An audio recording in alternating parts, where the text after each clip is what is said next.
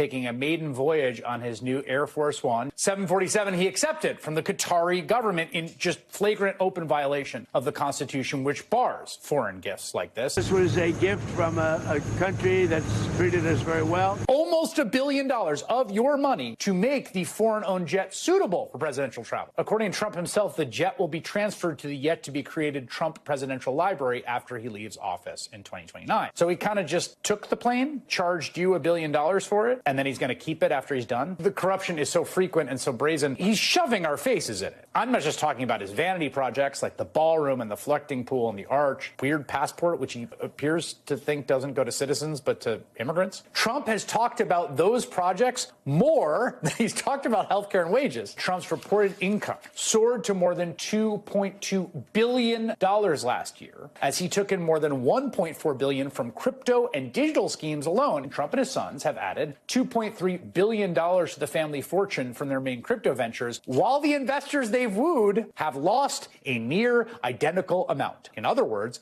a direct transfer of $2.3 billion from those folks out there into the pockets of the president and his family. Again, they're playing in our faces, right? I'd never speak to any of the people that run the money. To critics who say you're profiting off the presidency, Mr. Well, you know why I'm profiting? Because the stock market's going up. Everybody's profiting. The $2.3 billion, the main source of the guy's revenue this year wasn't the stock market. It was the crypto scheme. But again, he doesn't care how any of this looks. $1 billion mining deal that Trump and Commerce Secretary Howard Lutnick closed with Kazakhstan, in which, oh, surprise, contracts are going to businesses with ties to both men's sons. 14 companies that are actively working with the federal government on critical mining deals. We're just talking about the mining portfolio. We're not even talking about the weird drone company and the other federal contracts at DOD that Don Jr. and Eric are running around trying to get. Donald Trump's beloved White House ballroom, a secret $500 million no-bid contract similar to the ones the administration doled out for the botched reflecting pool job. New White House effort to grant pardons that are tied to the 250th birthday celebrations. Bidding war for clemency. One prominent white-collar defense attorney told the magazine, quote, "It is general knowledge in our practice that for $2 million